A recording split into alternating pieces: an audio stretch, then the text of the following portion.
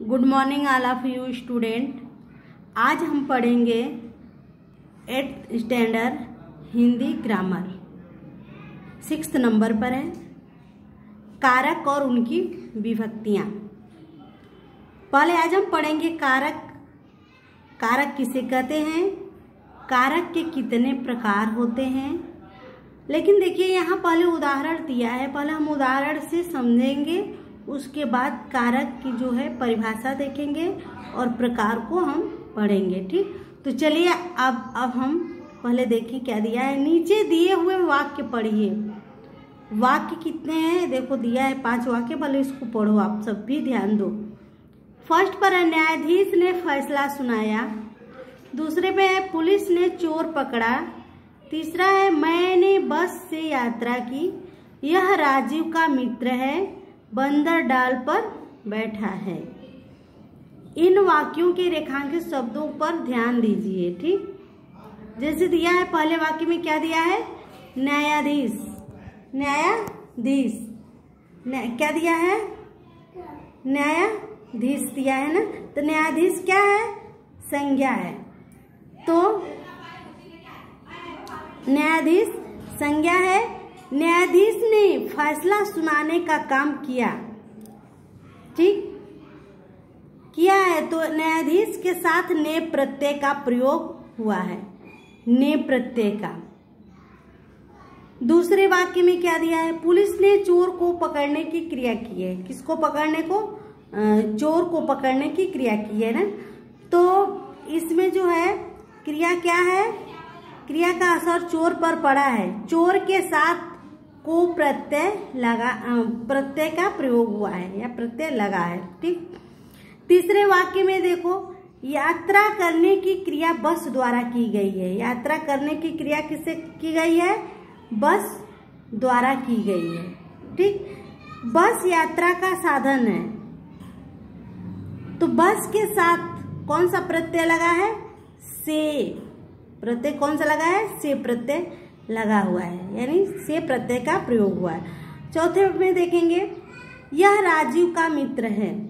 तो किसका मित्र है, चौथे वाक्य में राजीव और मित्र संज्ञा के बीच, राजीव और मित्र, देखो ये राजीव है और ये मित्र है, दोनों संज्ञाओं के बीच जो है का प्रत्यय लगा हुआ है। तो राजीव और मित्र के बीच जो है संबंध को जोड़ता है। राजीव और मित्र के जो रिश्ते हैं, संबंध को क्या कर रहा है, का जो है जोड़ रहा है। ठीक, यहाँ देखेंगे बंदर डाल पर बैठा है। अब यहाँ क्या दिया है, 5वें वाक्य में डाल संज्ञा के साथ पर प्रत्यय का प्रयोग हुआ है। डाल पर देखो दिया है ना, तो डाल जो संज्ञा है, संज्ञा के साथ पर प्रत्यय लगा हुआ है। तो यह क्या किया है, बैठने की होने का स्थान सूचित हो रहा है। यहाँ किस पर बैठा है, बंदर डाल पर बैठा है। तो इसमें हम अब देखेंगे कि ऊपर के वाक्यों में न्यायाधीश ने चोर को, बस से, राजीव का और डाल पर संज्ञाओं के साथ अलग अलग प्रत्ययों का उपयोग हुआ है। ऐसे प्रत्ययों को कारक कहते हैं। ऐसे प्रत्यय जो लगे हैं इन सबको क्या कहते हैं, कारक कहते हैं। ने, को, से, का, पर आदि प्रत्ययों को कारक चिन्ह अथवा विभक्ति कहते हैं। ठीक, अब हम देखेंगे संज्ञा या सर्वनाम के जिस रूप से उनका वाक्य के अन्य शब्दों के साथ संबंध सूचित हो उन्हें क्या कहते हैं, कारक कहते हैं। आप लोग पेन लेकर के नोटबुक में आप लोग नोट कर लो कि कारक किसे कहते हैं, कारक किसे कहते हैं। तो संज्ञा या सर्वनाम के जिन रूपों से उनका वाक्य के अन्य शब्दों के साथ संबंध सूचित हो उसे कारक कहते हैं। यहाँ देख रहे हैं ना आप सब कि यहाँ क्या कर रहा है, संज्ञा या सर्वनाम के साथ जो है संबंध सूचित कर रहा है, यहाँ दिखा रहा है ना, तो उसे हम कारक कहते हैं। जैसे देखो राजीव और मित्र, दोनों संज्ञाओं को बीच में जोड़ रहा है, जोड़ने का जो है संबंध स्थापित करने का काम कर रहा है। तो ये क्या है, ये कारक है। बस से यात्रा, बस यात्रा किससे हुई है, बस से। तो बस से जो है इसमें से जो है क्या है, एक कारक हो गया है। ठीक, तो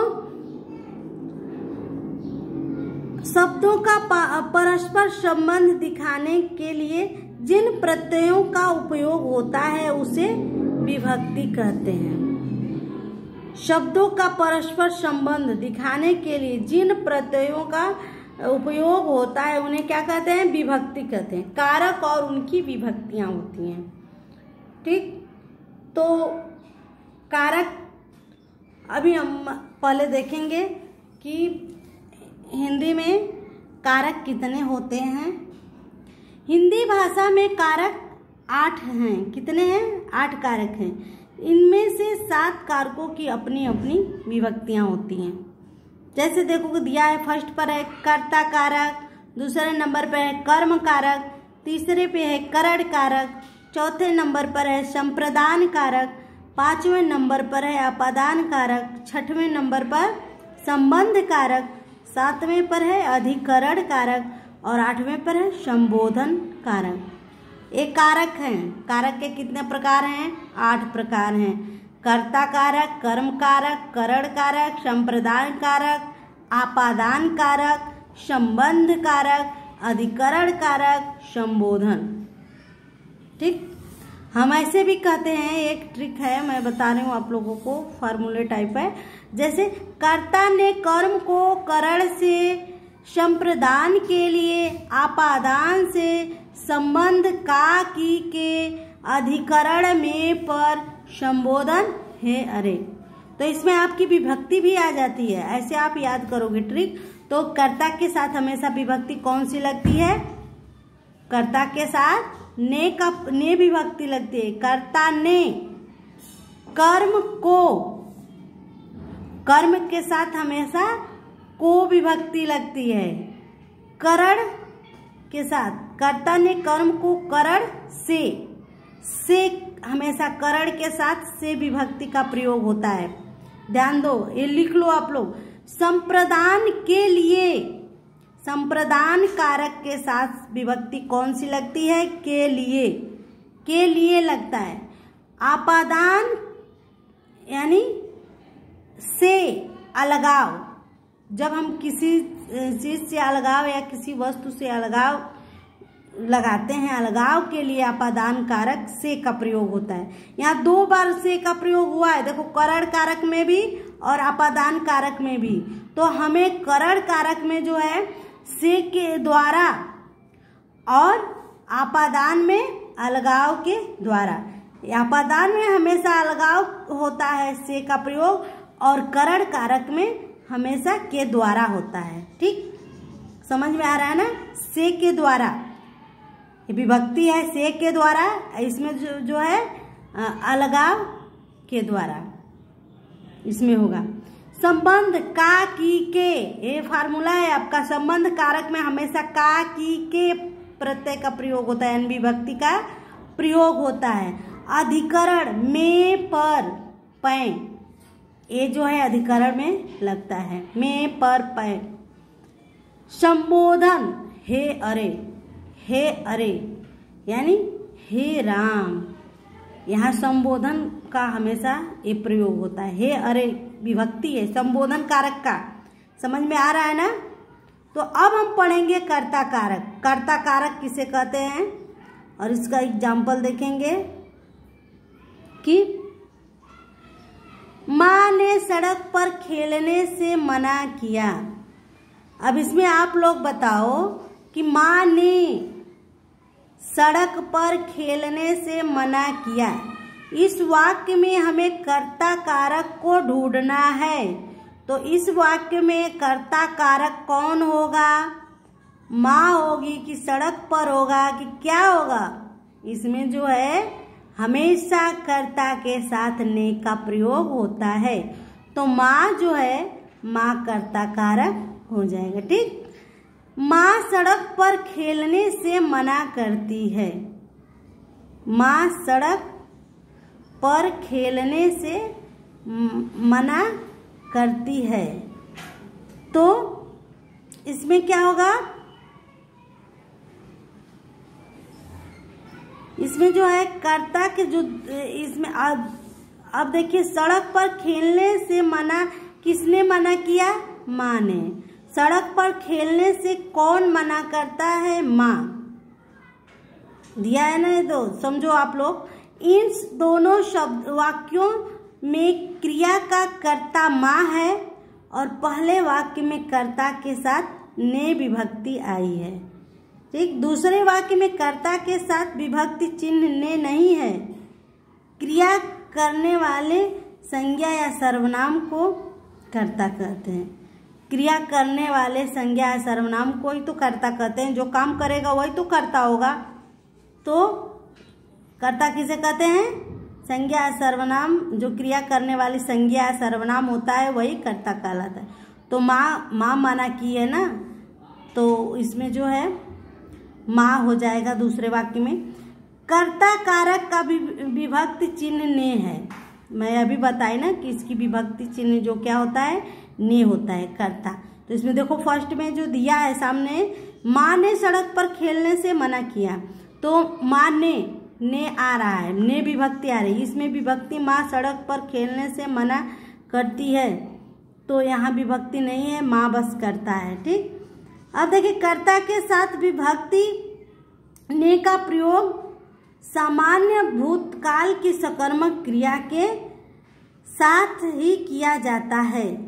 वर्तमान और भविष्य की क्रिया के कर्ता के साथ ने विभक्ति नहीं लगाई जाती है। क्या समझ में आ रहा है? क्या बता रहा है? बोल रहा है कि ने का प्रयोग सामान्य भूतकाल की सकर्मक क्रिया के साथ ही किया जाता है। सकर्मक क्रिया जो कर्म के साथ होता है, वर्तमान और भविष्य की क्रिया के कर्ता के साथ ने विभक्ति नहीं लगती है। जैसे भविष्य का काल समय हो या वर्तमान काल का समय हो, तो उसमें ने विभक्ति कर्ता के साथ नहीं लगता है। यदि वह सामान्य भूतकाल में है तो सकर्मक क्रिया और ने विभक्ति लगेगी। समझ में आया? अब देखेंगे कर्म कारक। कर्म कारक क्या दिया है?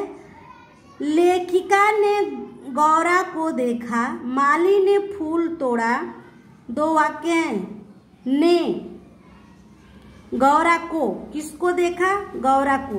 दो को आ रहा है ना, तो एक कर्म कारक हो जाएगा। अब माली ने फूल तोड़े, फूल को तोड़े। फूल तोड़े यानी को छुपा हुआ है, लेकिन ये भी कर्म कारक ही होगा। समझ में आ रहा है? तो आज बस इतना ही। मैं आप लोगों को और जो नेक्स्ट है और मैं नेक्स्ट टाइम पढ़ाऊंगी। अब मैं आप लोगों को होमवर्क दे रही हूँ। होमवर्क कंप्लीट करना और करके मुझे सेंड करिएगा। ठीक,